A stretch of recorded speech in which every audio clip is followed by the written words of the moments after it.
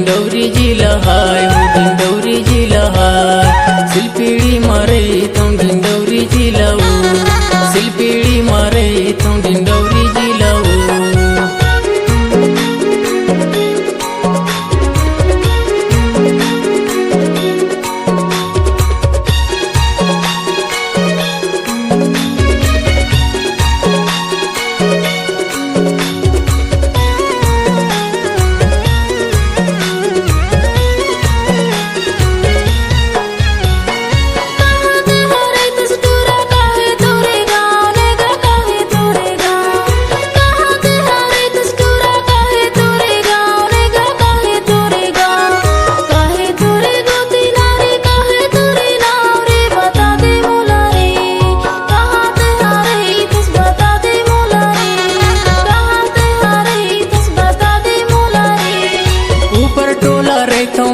मोतीलाल नाव मोरे मोतीलाल नाव ऊपर टोला रहता बाई मोतीलाल नाव मोरे मोतीलाल नाव परस्ते मोर गोती नारी सिलपीड़ी मोर गाँव डिंडौरी जिला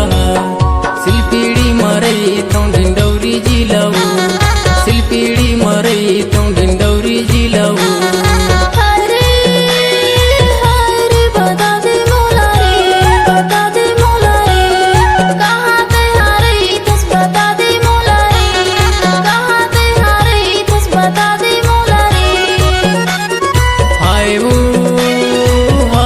डिंडौरी जिला हाय वो डिंडौरी जिला हाय सिलपीड़ी मारे तो डिंडौरी जिला वो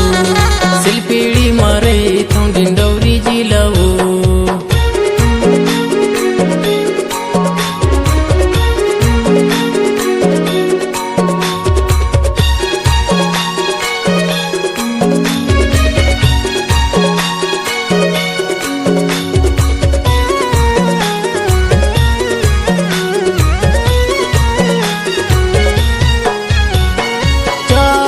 पूछबे बताही मोरे नाम वो बताही मोरे गाँव चारा में पूछबे बताही मोरे नाम वो बताही मोरे गाँव कहाँ कर ले फूटे हवा से ले पीड़ी